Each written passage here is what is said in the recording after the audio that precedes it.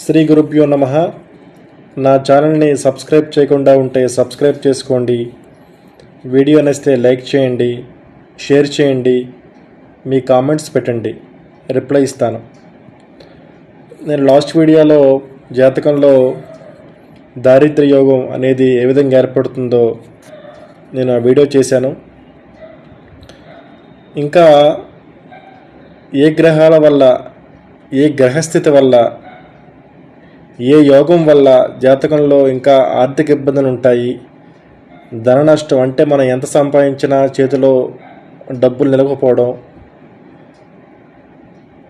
ఇలాంటివి ఏంటంటే మనకి జీవితంలో బాగా బతికే ఒక్కసారిగా డౌన్ఫాల్ అవ్వడం, ఎప్పుడు ఆర్థిక ఇబ్బందులు అనేది ఏ గ్రహాల వల్ల ఏర్పడుతుంది అనేది తెలుసుకుందాం. అంటే జాతకంలో ధన నష్టానికి, ఆర్థిక ఇబ్బందులకి చాలా యోగాలు ఉంటాయి. దాంట్లో ఇదొక యోగం అన్నమాట. ఈ యోగం ఏంటంటే, సూత్రం ఏంటంటే గురుచంద్రులు. మనకి గురుడు మనకి ధనకారకుడు అన్నమాట. గురుచంద్రులు పరస్పరం 6, 8 పొజిషన్లో ఉండకూడదు అన్నమాట. షష్టాష్టకాల్లో ఉండకూడదు. ఇలా ఉంటే వాళ్ళకి ఖచ్చితంగా ఆర్థిక ఇబ్బందులు ఉంటాయి అన్నమాట.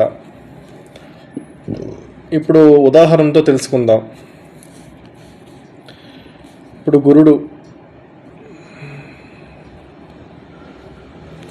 గురుడు మేషంలో వేస్తున్నాడు అనుకోండి. 1, 2, 3, 4, 5, 6. చంద్రుడు అంటే గురుడు నుంచి ఎన్నో స్థానంలో 1, 2, 3, 6. మరి చంద్రుడి నుంచి గురుడు అంటే ఇద్దరు షష్టాష్టకాల్లో ఉండకూడదు అన్నమాట. ఇది సూత్రం. ఎందుకంటే గురుడు ధనకారుడు కాబట్టి. గురుడు నుంచి చంద్రుడు 6.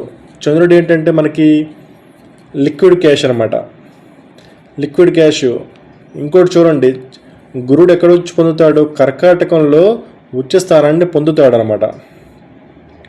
అందుకే చంద్రుడు గురుడు చాలా ఇంపార్టెంట్ అనమాట. మన జాతకంలో ఆర్థిక అభివృద్ధికి, ఫైనాన్షియల్ స్టేటస్కి ఇది ఖచ్చితంగా చూడవలసిన యోగం అన్నమాట. గురుచంద్రుడు షష్టాష్టకాల్లో ఉండకూడదు అనమాట. ఇది సూత్రం. ఇంకోటి ఏంటంటే, ఇది సూత్రానికి నియమం ఏంటంటే, ఇద్దరు సింగిల్గా ఉండాలన్నమాట. మళ్ళీ వేరే గ్రహాలు కలిస్తే మళ్ళీ ఫలితాలు మారిపోతాయి. సింగిల్గా ఎవరైనా ఉంటే ఖచ్చితంగా వాళ్ళకి ఆర్థిక ఇబ్బందులు ఉంటాయి. ఇది చాలా ఇంపార్టెంట్ యోగం. ఇది ప్రతి జాతకంలో మనం పరిశీలించేటప్పుడు చెక్ చేసుకోవాలి. మీ జాతకంలో కూడా చెక్ చేసుకోండి. ఇంకోటి ఏంటంటే, ఇప్పుడు ఈ సూత్రానికి ఇంకో నియమం ఏంటంటే, ఇప్పుడు స్వస్థానంలో అనుకోండి, గురుడు మళ్ళీ మీనంలో ఉండి, చంద్రుడు మళ్ళీ సింహంలో ఉండి, లేకపోతే గురుడు స్వస్థానం మళ్ళీ ధనస్సులో ఉండి, చంద్రుడు వేరే దగ్గర అక్కడి నుంచి 6వ స్థానంలో ఉంటే ఇది అంతగా ఇబ్బంది పెట్టదు. కానీ ఇట్లా ఉంటే మాత్రం, సింగిల్గా ఉంటే మాత్రం వాళ్ళకి చాలా ఇబ్బందులు ఉంటాయి, ఆర్థిక ఇబ్బందులు ఉంటాయి ప్రధానంగా. మీ జాతకాలు కూడా ఈ సూత్రాన్ని చెక్ చేయండి. చెక్ చేసి నాకు కామెంట్స్ పెట్టండి. స్వస్తి. నెక్స్ట్ వీడియోలో మళ్ళీ కలుద్దాం.